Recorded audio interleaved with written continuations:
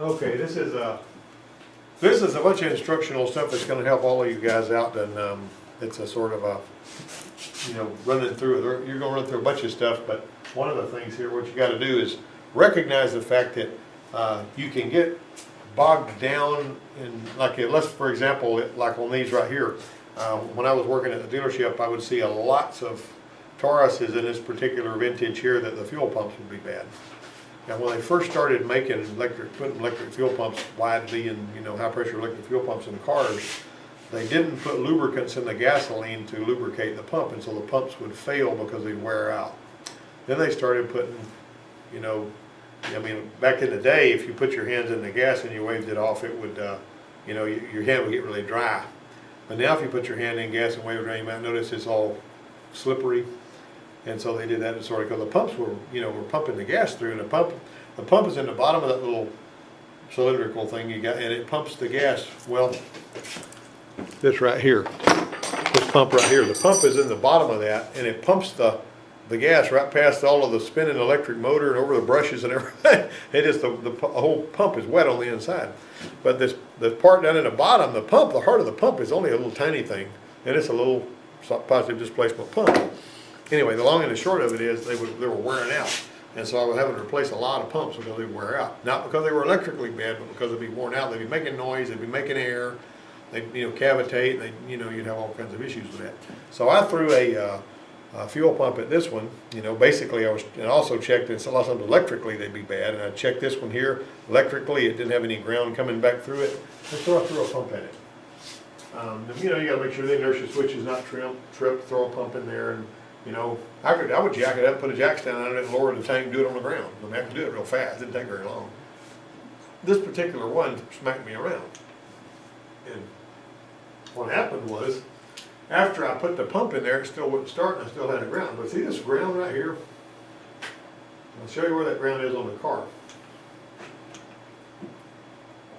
I backed up. I went the wrong way. Hold on. I want to go here. There is that's crazy because of the pictures that I had in that folder was supposed to load yourself. See that picture right there? The ground was right here. See that ground? In other words, it come off the battery, and it was a little 2-wire ground that went right there. And whenever you saw it,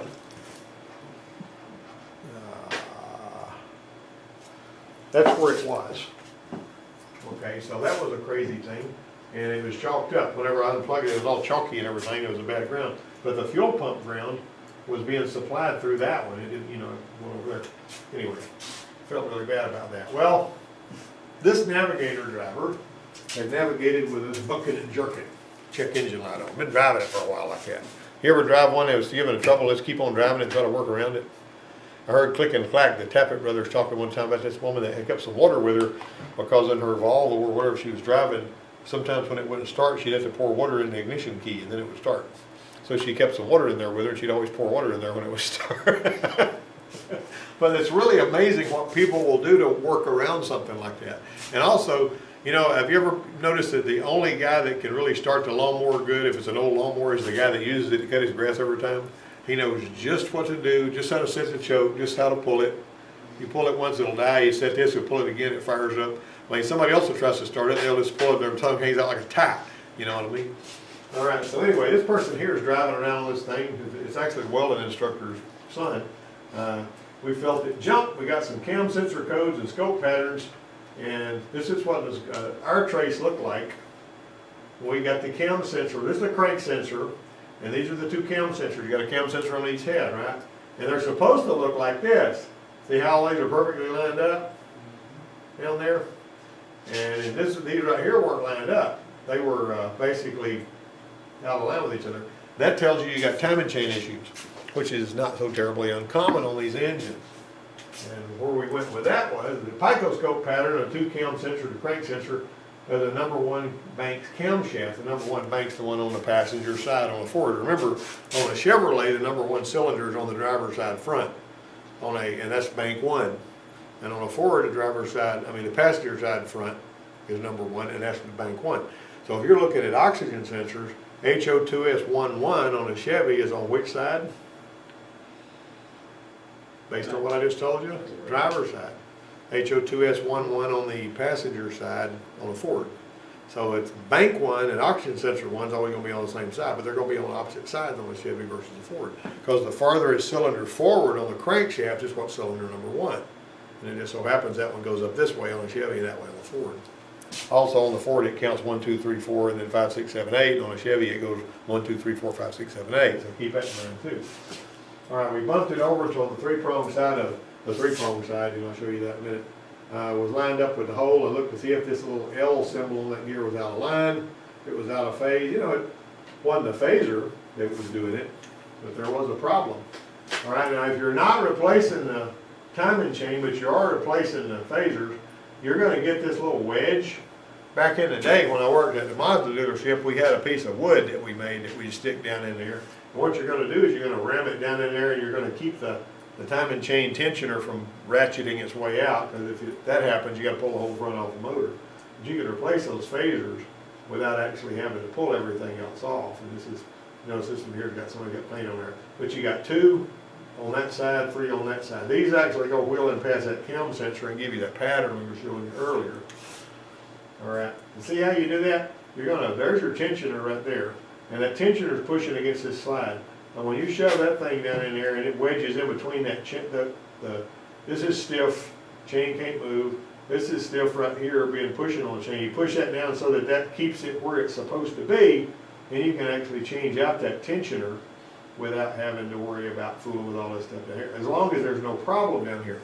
But the one that the HHR you guys are putting the motor in, it's got those little sliders down in there, and what happened on that one was all that came apart and it started flopping around. It got out of time, it hit valves, you know, hit pistons, and it busted roller rockers. And that's why y'all are having to change the engine out in that one. And so, but it's got those same kind of sliders in here, and they kind of like to come apart. All right, so with the valve covers and the timing cover off, we discovered the real problem, which is more common than phaser. These things right here like to come apart. These slides at the chains right are plastic, you know, and the straight fixed slide on the upper stretch of the number. You might notice that the chain, if you look at this chain right here with its tensioner and all, it's built and configured just like the other chain, but it's not a mirror image like you'd expect. It looked like you took it and rolled it over. See the flat side's on the top, on this side it's on the, like that. So this one over here and that one over there. This one here had come apart. Can you see that? This part right here got gone. We found it in pieces laying down in there, and that's why this chain wasn't being kept tight. It was just sort of, you know, moving around and everything. And so we wound up, as a matter of fact, that guy that just come out here to talk to me, like he's been in here a few days, he's the one that did this job. Adam? Yeah, Adam, and he actually did it. Not Adam Snap, the other Adam. Yeah. And anyway, so this one here, see, you got that slider, this slider. Here's your, when you buy this kit, you get all of these. You get that, you know, this tensioner slider, then you get the fixed slider on both sides and all that. You got to put all that stuff in there, and then you know, make sure it's all in time, and the teeth are painted, and the, you know, and it's gonna, you got paint, you know, paint colored teeth on here. So it's been a 14-hour flag for a line guy. All right, 4 more vehicles rolled in while the Navigator was under repair. Let me back up again. I'm messed up here. The town car got a stint misfire. 2002 Taurus, the owner said had an underload bite at 45 miles an hour. And the 2004 Tahoe that intermittently wouldn't start. And then he'd wait a while, 30 minutes or something, it might start, it might not. When it started, it was okay for a while.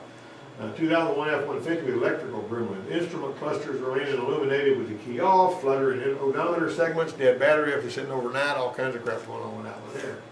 Now the town car, this right here is where the heater hose comes out of that manifold in the back, and sometimes it leaks.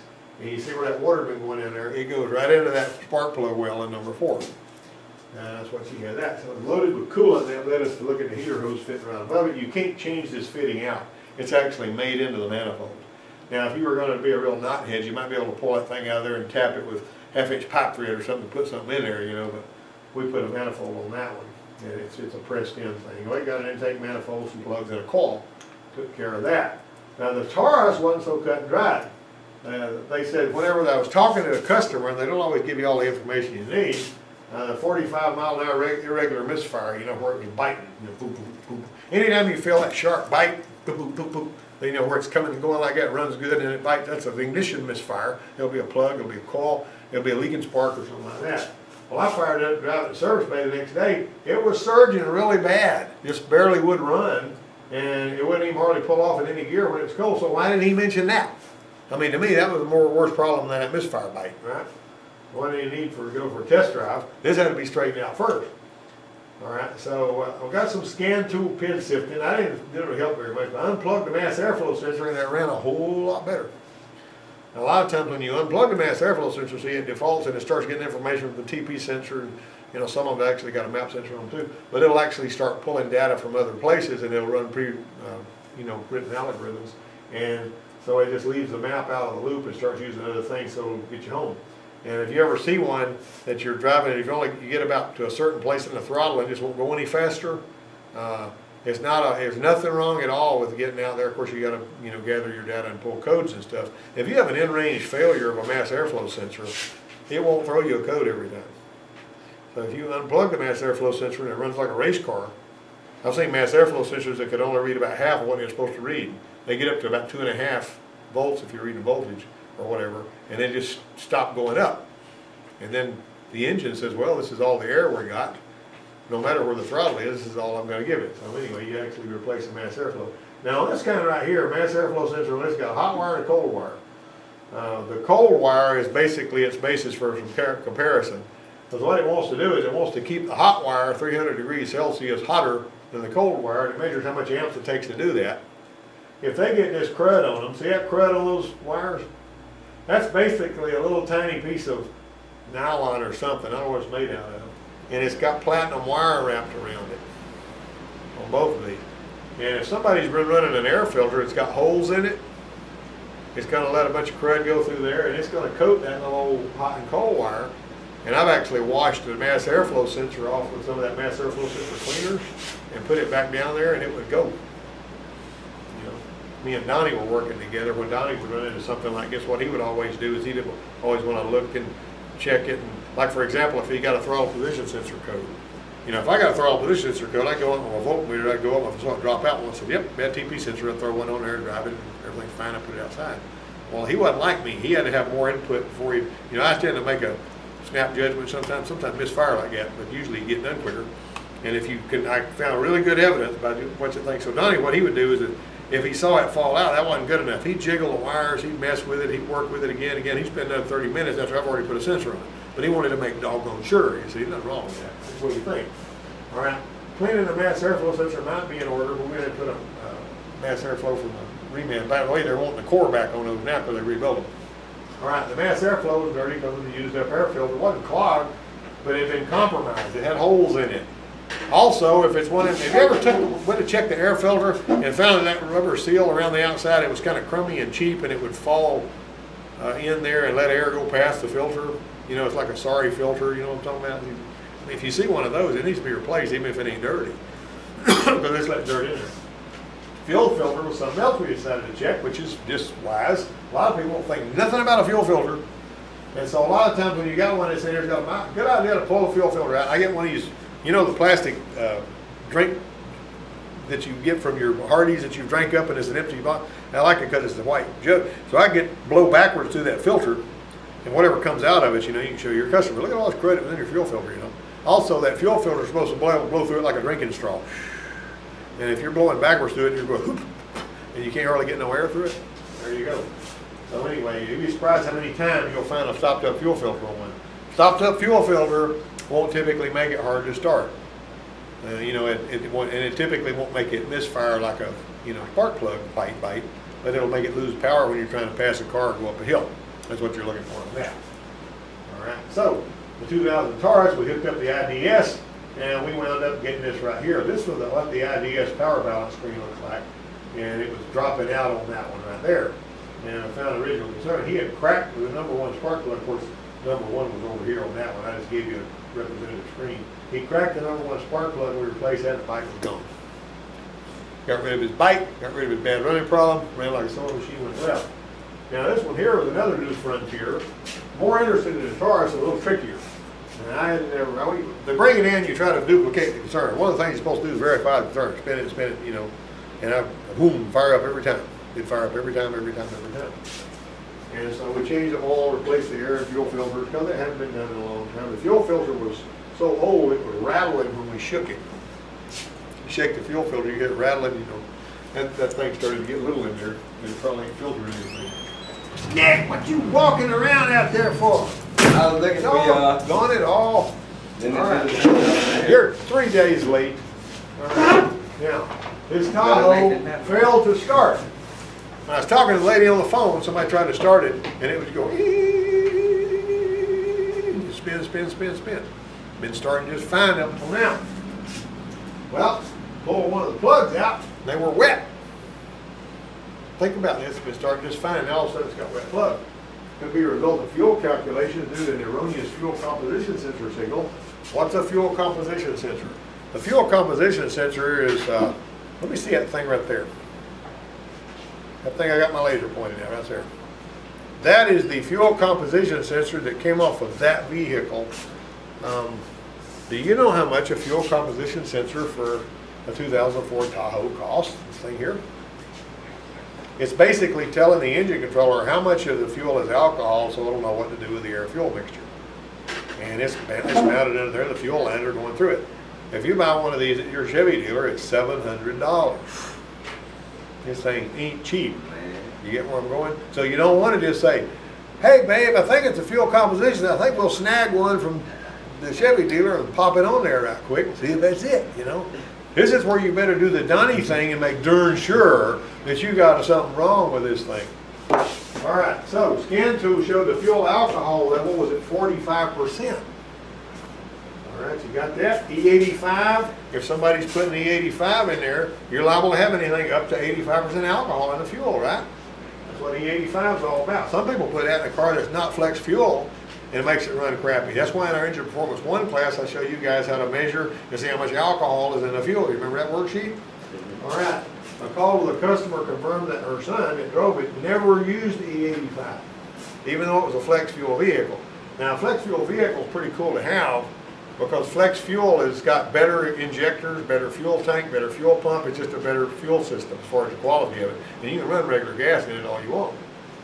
All right, so scan tool showed a PO178, which pointed to the fuel composition sensor. But when we chased it, we were confused because we got a 56 hertz reading we measured with a meter on a signal wire that conflicted with the PID reading of 43 hertz. So which one we're supposed to believe? If the computer was seeing 43 hertz, we were measuring 53 hertz. Got to know how to set a meter. You got to have a meter to read that. So should we believe the PCM or the actual measured value? See, there's our code we got. All right, so there's the fuel composition sensor. You can see it right there, you know, this one. All right, expensive part. Kind of spooky to toss one of those bad boys on there anyway. Preponderance of evidence pointed to the fuel composition sensor, and a new and pricey one fixed that one. We put a new one of those bad boys on there. They were good to go. Now, I tell you what really makes you sick if you throw one of those on there and you find out it's something else. Because the GM place ain't gonna take it back. You know what I'm saying? $700. It costs more. It costs more than an engine controller. A little bitty thing. Some of the ones on the early Fords when they were using fuel composition sensors were like $3,000 back in '99. But they started doing it a different way. A lot of them they started using oxygen sensor input to find out what to, you know, they just tuned it that way. Anyway, that's another story. All right, electrical gremlins on the F-150. Wasn't a Frontier. I'd already been there. I knew where to look for the gremlin problem. Anytime you got lots of problems on an early or late 90s, early 2000s F-150, there's a pretty good chance you're going to have a bad junction box. And you can take that junction box right there on the end, you can pry it open with a screwdriver. This is a bunch of laminated stuff in here that they bend tabs up off that laminate that comes out to these. That is, and all of this stuff is coming. I took one of these apart one time and said, maybe I could fix these things. You take that apart, it's the most confusing thing you ever pulled apart in your life. And so I went ahead and said, well, I'm going to go ahead, moisture damage. See, when you pull that open with your screwdriver, if you see that garbage right there, you know good and doggone well that junction box needs to be replaced because it's got moisture, it's been there shorting out on the copper. few $100s later, and this one here, I think the last time I bought one of these was like 125 bucks or something. I may be wrong. I can't remember. And you see, I've got 2 or 3 of them over there. We've had to replace everyone. There's a follow-up on this story. This is kind of funny. The boy, this was Joey's boy, the guy, the ACR instructor, and after he drove it for a few days, he started having electrical problems again. It was okay right at the start with. I'm not talking about, it may have been, I don't remember how long it was, maybe a couple of weeks. And I kept telling him, I said, you need to fix it so no water drips on this when it rains, because the windshield seal sometimes will let it drip right down there on that thing. That's why they go bad. He never got it straightened out, and it rained, and he started acting up again. Well, that time around, he actually went to the Ford place and traded this one in for another one, and I showed him how to, I told him how to change it himself. A little aggravating, not too bad. He got it changed out, still had the problem with the alternator wasn't putting out. But the plot thickened. After he put the alternator on there, got the battery charged up, he had a flashing theft light. And you think maybe he plugged something in wrong, or maybe pinched a wire, or whatever. All right. There was no passive anti-theft problem. The PCM wouldn't talk to the scan tool. If the PCM won't talk to the scan tool, remember I was talking about theft yesterday? Anti-theft light will flash. All right. What I did was, you see that little test light, how dim it's glowing? Barely shining at all. I hooked up to one of the injector wires. This is the red wire that comes from the E power relay, and I got that. Well, I said, this is what's going on. The PCM ain't got enough power to even wake it up. So over in the panel under the hood, not the same one, that was under the dash. The one that's under the hood, I went over on the E power relay with my test light still hooked up, and I tapped it. Came on bright. Fires up. So he just needed an E power relay. It's then somehow this stuff goes that wrong, one after another. When we connected it to the power feed at the injector, and that's where we had. So the navigator was undergoing the final stages of the change in phaser surgery. Got a call for this 2002 Nissan Maxima, been diagnosed by their husband, said it needed a starter, because sometimes it would just click rather than spinning. Click, click, click. All right, so when I settled into the seat and turned the key, it spun for about 40 seconds before it fired up. Now that ain't good for the starter, and it also ain't right. He was standing right there, but I mentioned, he hadn't said anything about it, so that thing left out, see? His long crank hard start, probably at least part of the reason the starter was trying to die. Well, it wasn't a Frontier. I'd actually seen stuff like this before, so it probably needed a cam sensor on one bank or the other. And I told him, I said, I think you're going to need a cam sensor, one of the two, because it'll be sick. All right, so the new starter in place, long crank happened again, so I stabbed this, plugged in the scan tool to it, and the cam sensor on bank number 1 was going to be the next move, because it was throwing me a code for that sensor. And so we had to wash away about a pound of grease and crud from around this thing before we got it out of there. And they're different. They look, the one on the back bank and the one on the front bank look different, but one way or another. They put it in there, and it fired up really fast after that. So cam sensor can make it hard to start if one of them was good and the other was bad. Remember that. Navigator was done the same day, and it ran out of here really well, and they drove it for a few days. Well, 2 weeks later, it returned with a complaint that it was doing the same thing. Well, it wasn't doing the same thing. It had spark plug issues. We had no cam sensor codes. Cam trace pattern was perfect. We had an engine miss and a misfire code. Previously, we didn't have a misfire code. All right, well, you should have replaced the spark plug the first time around, because these plugs right here, and these are the ones, and people can act shocked and horrified if they want to, but you snatch those suckers out with an impact wrench, you never have a problem. If you screw them out slow, that little nose will come off, and you got to use a special tool to get it out of there. Now, the one that you were changed out, Emmanuel, in that truck were different type of spark plugs, but these right here are the ones that in 3-valve and 5/4s. Now, after we replaced those, it ran like a dream. Didn't give any more trouble. So we, put a set of spark plugs in there. But what was funny was I told him, get these out with an impact wrench. Well, the only one that he said I couldn't get on the number 8 with an impact wrench, so I screwed it out with and that's the one that the nose came off of. The one he screwed out slow. And that's probably all the way in the back. All the way in the back on the driver's side, so he had to get that tool and go down in there and bite into that thing and pull it out. And I told him, I told you to get all, and I got that little 90-degree impact wrench, that little Ingersoll Rand thing. It's so dadgum. It's expensive, but boy is it fine whenever you need to do something quick. Anyway, If he'd have listened to me, he wouldn't have had to go in there and fight with that tool back in there in that old hard place to get to. I guess if Nick was here, I could have had him do it, cause I always, you know, we always like to beat up on Nick, give him hard jobs in there, right, Nick? All right. Something like That's that. cause he gets here 2 hours late. All right then.